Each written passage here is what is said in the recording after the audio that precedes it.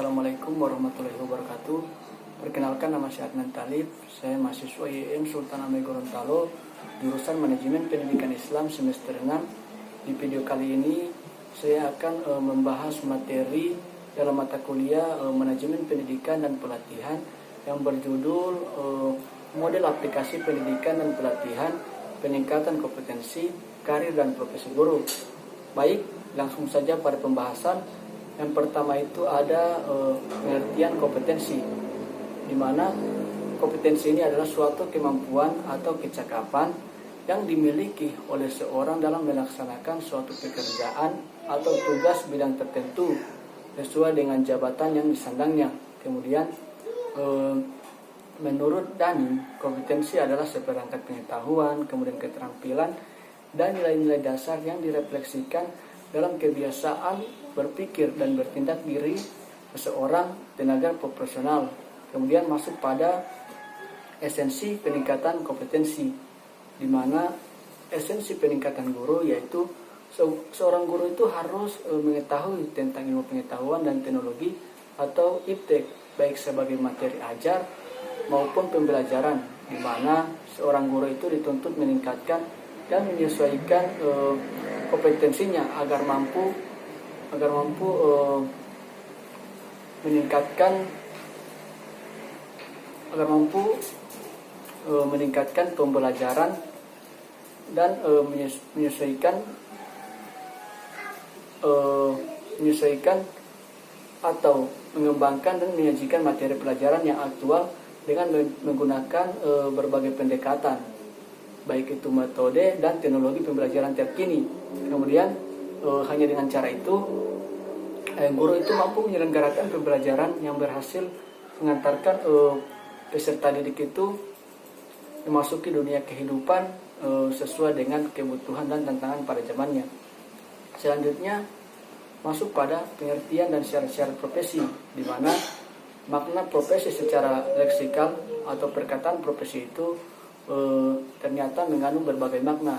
Dan pengertian yang pertama itu, profesi menunjukkan dan mengungkapkan suatu kepercayaan, bahkan suatu keyakinan atau suatu kebenaran atau kredibilitas seseorang. Dalam buku Profesi Pendidikan, Udin Saifuddin pada tahun 2019 mengatakan bahwa istilah profesi dalam kehidupan sehari-hari itu digunakan untuk menunjukkan tentang pekerjaan seseorang, di mana seseorang yang bekerja itu sebagai dokter dikatakan profesinya sebagai dokter, dan orang yang pengerjaannya mengajar di sekolah dikatakan profesinya sebagai guru.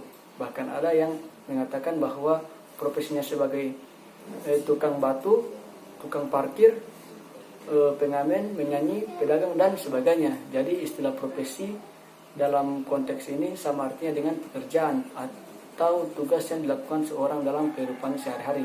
Kemudian ada syarat-syarat profesi. Yang pertama mempelajari suatu bidang khusus, kemudian melibatkan kegiatan intelektual. Yang ketiga membutuhkan kesiapan profesional, bukan hanya sekedar latihan. Yang keempat membutuhkan latihan secara berkesinambungan. Yang kelima itu meningkatkan pelayanan masyarakat dibandingkan kepentingan pribadi.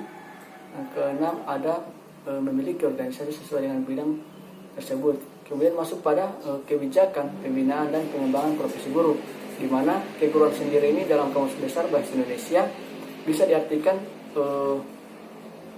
perihal atau yang menyangkut baik itu pengajaran, pendidikan dan metode pengajaran.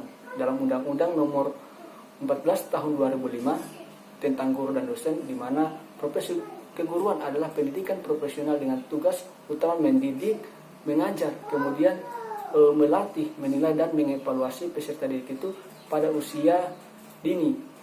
Kemudian jalur pendidikan formal ini, pendidikan dasar dan pendidikan menengah, yang dikatakan oleh John Dane mengemukakan bahwa pengembangan profesionalitas guru dimaknai sebagai proses untuk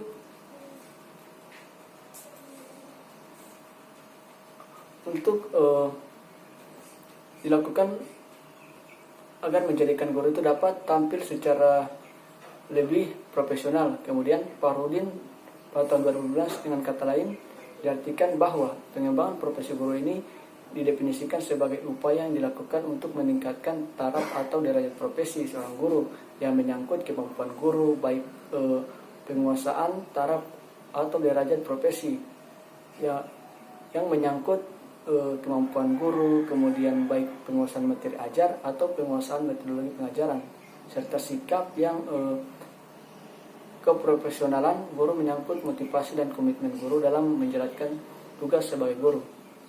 Kemudian masuk pada implementasi pendidikan dan pelatihan untuk meningkatkan kompetensi dan profesional guru. Di sini guru profesional atau GPM memiliki ciri-ciri sebagai profesional sungguhan, di mana ciri-ciri itu terefleksi dari perilaku kesehariannya sebagai GPM. Di sini ada 12 dari hasil studi beberapa ahli mengenai sifat-sifat atau karakteristik profesi yang secara taat, asas dimiliki, dan junjungan tinggi oleh GPM yang menghasilkan kesimpulan sebagai berikut. Di sini ada 12. Yang pertama itu ada kemampuan intelektual yang diperoleh melalui pendidikan. Kemudian yang kedua itu memiliki pengetahuan spesialisasi. Kemudian yang ketiga menjadi anggota organisasi profesi.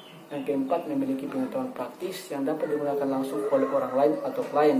Yang kelima itu memiliki teknik kerja yang dapat dikomunikasikan atau komunikabel. Kemudian yang keenam memiliki kapasitas mengorganisasikan kerja secara mandiri dan self-organization.